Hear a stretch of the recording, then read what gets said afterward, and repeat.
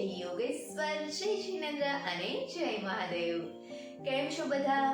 મારી ચેનલ અર્ચના ફૂડ સ્ટેશનમાં તમારું સ્વાગત છે.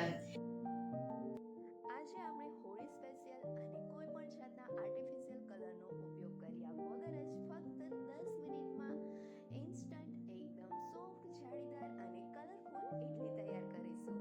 આ ઇડલી બનાવવી ખૂબ જ સહેલી છે અને એકદમ ટેસ્ટી પણ છે. તો ચાલો તેને બનાવવાની શરૂઆત કરીએ. કલરફુલ ઇન્સ્ટન્ટ ઇડલી બનાવવા માટે સૌથી પહેલાં એક બાઉલમાં કોઈ પણ એક વાટકીના માપથી એક વાટકી રવો લઈ લેશું. અહીંયા આપણે સૂજી નથી લેવાનો, રવો જ લેવાનો છે. જો તમે સૂજી લેતા હોવ તો તેને થોડું એવું પીસી લેવું અને ત્યાર પછી તેમાં થોડું સ્વાદ પ્રમાણે મીઠું ઉમેરીને તે જ વાટકીના માપથી અડધી વાટકી દહીં ઉમેરીશું. અહીંયા તમે દહીંનું પ્રમાણ થોડું વધારે પણ લઈ શકો છો અને આ દહીંને રવામાં સરસથી મિક્સ કરી લઈશું. અહીંયા મેં વધારે ખાટું પણ નહીં અને મોરું પણ નહીં તેવું દહીં લીધેલું છે. જો દહીં મોડું હોય તો થોડું વધારે ઉમેરવું અને ખાટું હોય તો થોડું ઓછું પણ ઉમેરી શકો છો. અને હવે અહીંયા તમે જોઈ શકો છો કે દહીં રવામાં સરસથી મિક્સ થઈ ગયું છે. આ જ રીતે સૌથી પહેલાં રવાને દહીંમાં સરસથી મિક્સ કરી લેવું, જેથી આપણી રવાની ઇડલી એકદમ મસ્ત સોફ્ટ અને જાળીદાર બને. હવે તેમાં જે વાટકીના માપથી આપણે રવો લીધો હતો તે જ વાટકીના માપથી અડધી વાટકી પાણી ઉમેરીશું અને આ પાણીને પણ રવામાં સરસથી મિક્સ કરી દઈશું. અને પાણી રવામાં સરસથી મિક્સ થઈ જાય ત્યાર પછી તેને બાઉલમાં સરસથી સેટ કરી લઈશું. અહીંયા આપણે વધારે પાણી નથી ઉમેરવાનું, એટલે કે બેટરને વધારે ઢીલું નથી કરવાનું, થોડું કઠણ જ રાખીશું. આ રીતે બેટરને બાઉલમાં સેટ કર્યા પછી બેટરને ઢાંકણ ઢાંકીને 15થી 20 મિનિટ માટે રેસ્ટ આપીશું અને ત્યાં સુધીમાં આપણે બીજી તૈયારીઓ તૈયાર કરીએ. તો અહીંયા ઇડલીને કલરફુલ બનાવવા માટે સૌથી પહેલાં અહીંયા મેં પર્પલ કોબી જ લીધી છે. જો તમારી પાસે પર્પલ કોબી ના હોય તો તેને સ્કીપ કરવી. એ સિવાય થોડી પાલકને સાફ કરીને લીધી છે અને બીટના ટુકડા લઈ લીધા છે. અહીંયા પર્પલ કોબીજના જગ્યાએ તમે જે બટરફ્લાય પી ફ્લાવર આવે, એટલે કે કોયલ વેલના ફૂલ હોય તેનો ઉપયોગ પણ કરી શકો છો. અને હવે અહીંયા જોઈ શકાય છે કે આ ત્રણેય વસ્તુની મેં સરસથી મિક્સર જારમાં ગ્રાઇન્ડ કરીને તેની પેસ્ટ તૈયાર કરી લીધી છે. જો તમને આ પેસ્ટમાં કોઈ પણ જાતના નાના ટુકડા દેખાય તો તમે તેને ગાળીને ઉપયોગ પણ કરી શકો છો, પણ આ પેસ્ટમાં જરા પણ ટુકડા નથી એટલે હું આ પેસ્ટને આ જ રીતે ઉપયોગ કરીશ. અને હવે આપણે જે બેટરને રેસ્ટ આપવા સાઈડમાં રાખ્યું હતું તે બેટરને ઢાંકણ ખોલીને એક વખત ચમચી વડે સરસથી હલાવીને મિક્સ કરી લઈશું. અને ત્યાર પછી હવે બેટરને થોડું ઢીલું કરવા માટે આપણે જે બાઉલના માપથી રવો લીધો હતો તે જ બાઉલના માપથી અડધો અથવા તો તેનાથી થોડું ઓછું તેટલું પાણી અથવા તો થોડી છાશ લઈને તેને બેટરમાં સરસથી મિક્સ કરી લઈશું. અહીંયા મારું બેટર એટલું ખાટું નહોતું એટલે થોડી ખટાશ આપવા માટે મેં છાશ ઉમેરી છે. અને હવે આપણે તે બેટરમાં ઉમેરવા માટે એક વઘાર તૈયાર કરીશું. તો તેના માટે એક વાસણમાં 1.5 થી 2 ટેબલસ્પૂન જેટલું તેલ લઈ તેલને ગરમ કરીશું. આ તેલ ગરમ થાય એટલે તેમાં રાઈ ઉમેરીશું અને તરત જ તેને ઢાંકણ ઢાંકી દઈશું, જેથી કરીને રાઈ બહાર ના ઉડે. રાઈ ફૂટી જાય ત્યાર પછી તેમાં થોડી અડદની દાળ અને થોડી ચણાની દાળ ઉમેરીશું. મેં અહીંયા અડધી ટીસ્પૂન જેટલી બંને દાળ લીધેલી છે અને હવે આ બંને દાળને થોડી વાર માટે સાતળીને તેનો ગોલ્ડન કલર થાય ત્યાં સુધી તેને પકાવીશું. દાળનો થોડો ગોલ્ડન કલર થાય એટલે તેમાં 1/4 ટીસ્પૂન જેટલી હિંગ ઉમેરી આ વઘારને આપણે બેટરમાં ઉમેરીને વઘારને બેટરમાં સરસથી મિક્સ કરી લઈશું. આ વઘારમાં તમે મરચાંના નાના ટુકડા અને મીઠા લીમડાના પાન પણ ઉમેરી શકો છો, જેના લીધે આપણી ઇડલીનો ટેસ્ટ ખૂબ જ સારો આવશે.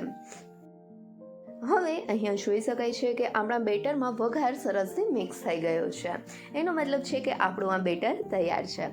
તો હવે આ જ સમયે આપણે ઢોકળિયામાં પાણી ગરમ કરવા રાખી દઈશું અને ઇડલીનું જે સ્ટેન્ડ છે તેને ઓઇલથી ગ્રીસ કરી લઈશું.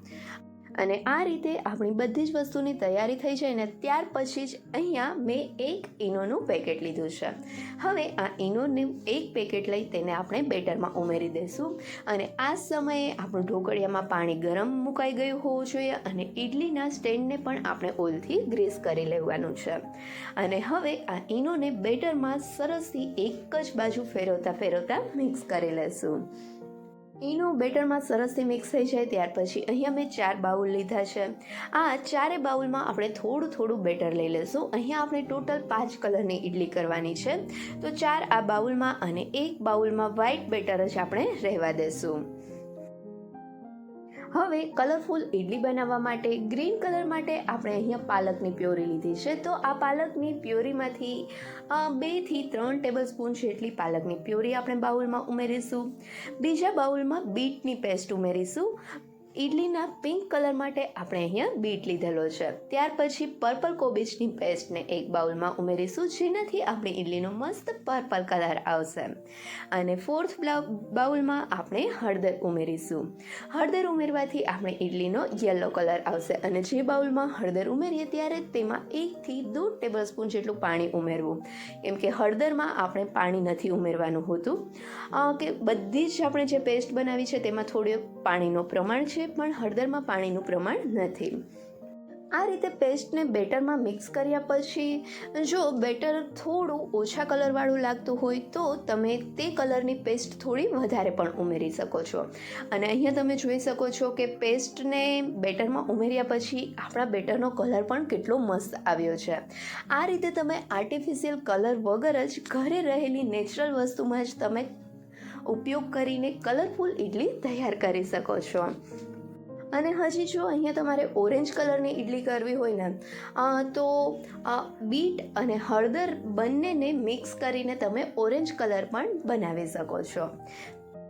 બધા જ કલરના બેટર તૈયાર થઈ જાય ત્યાર પછી ઇડલી સ્ટેન્ડમાં આપણે આ રીતે ચમચીની મદદથી બધા જ કલરના બેટરને પોર કરીશું. તો અહીંયા તમે એક કલરની ઇડલી પણ કરી શકો છો અને આ રીતે બધા જ કલરના બેટર એકસાથે ઉમેરીને કલરફુલ ઇડલી પણ તૈયાર કરી શકો છો. અહીંયા મેં 4 કલરની ઇડલી કરી છે, પણ હવે પછીનામાં હું 5 કલરની ઇડલી તૈયાર કરીશ. તો તેના માટે સૌથી પહેલાં પર્પલ, પછી યલો, પછી પિંક, ગ્રીન અને વચ્ચે વ્હાઈટ કલરનું બેટર ઉમેરીશું. તો હવે આ જ રીતે આપણે બધી ઇડલી માટેના બેટરને પોર કરી લઈશું. આ રીતે આપણે બધી જ ઇડલીના બેટરને પોર કરીએ ત્યાં સુધીમાં જો હજી સુધી તમે મારી ચેનલને સબસ્ક્રાઈબ નથી કરી તો નીચે આપેલા સબસ્ક્રાઈબ બટન પર પ્રેસ કરો અને બાજુના બેલ આઇકન પર ક્લિક કરો, જેથી તમને મારા નવા વિડીયોનું નોટિફિકેશન મળતું રહે. હવે અહીંયા ઇડલી સ્ટેન્ડમાં બેટર પોર કર્યા પછી તમે જોઈ શકો છો કે આપણી આ બધી જ ઇડલી કેટલી મસ્ત કલરફુલ દેખાય છે. તો હવે આપણે આ ઇડલીને સ્ટીમ કરીશું. તો તેના માટે ઇડલી સ્ટેન્ડને ઢાંકણ ઢાંકીને ગેસની મીડિયમ ફ્લેમ ઉપર 15 મિનિટ માટે ઇડલીને પકાવી લેશું. 15 મિનિટ પછી ઢાંકણ ખોલીને જોઈએ તો અહીંયા જોઈ શકાય છે કે આપણી ઇડલી સરસથી પાકી ગઈ છે અને કેટલી મસ્ત ફૂલાણી છે. તેમ છતાં આપણે ચપ્પુની મદદથી ઇડલીને ચેક કરીએ તો અહીંયા જોઈ શકાય છે કે આપણી ઇડલી સરસથી પાકી ગઈ છે. તો હવે ઇડલીને સ્ટેન્ડમાંથી બહાર કાઢી લેશું અને તમે જોઈ શકો છો કે આપણી આ હોલી સ્પેશિયલ એકદમ કલરફુલ ઇડલી તૈયાર છે. અને હવે આ ઇડલીમાંથી એક ઇડલી તમને બહાર કાઢીને બતાવું તો પણ અહીંયા તમે જોઈ શકો છો કે આપણી આ ઇડલી કેટલી મસ્ત સોફ્ટ બની છે. જોઈને જ તમને લાગશે કે આપણી આ એકદમ મસ્ત ઇડલી તૈયાર થઈ છે. હવે આ ઇડલીને કટ કરીને અંદરથી બતાવું તો પણ અહીંયા તમે જોઈ શકો છો કે અંદરથી પણ આ ઇડલી એકદમ જાળીદાર તૈયાર થઈ છે. તો ચાલો ફટાફટ આ ગરમા ગરમ એકદમ સોફ્ટ, જાળીદાર અને એકદમ કલરફુલ એવી ઇડલીને ચટણી સાથે સર્વિંગ પ્લેટમાં સર્વ કરીએ. તો તમે પણ હોળી ઉપર અથવા તો બાળકો માટે એક વખત આ કલરફુલ ઇડલી જરૂરથી ટ્રાય કરજો અને મને કમેન્ટ કરીને કહેજો કે તમને આ ઇડલીની રેસીપી કેવી લાગી. જો ઇડલીની રેસીપી ગમી હોય તો વિડીયોને લાઇક કરજો અને તમારા ફ્રેન્ડ્સ સાથે શેર પણ કરજો. અને હા, મારી ચેનલને સબસ્ક્રાઈબ કરવાનું ભૂલતા નહીં. Thank you so much.